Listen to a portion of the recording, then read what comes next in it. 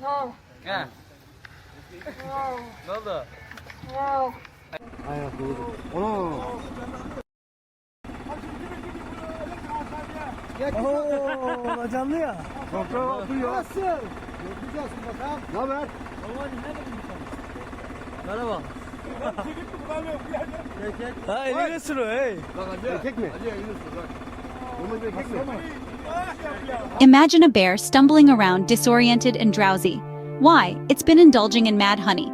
Yes, you heard that right. Bears, known for their love of honey, sometimes feast on a unique type known as mad honey, or deli ball in Turkish. This honey isn't your run-of-the-mill sweet treat. It's a product of bees that collect nectar from rhododendron flowers.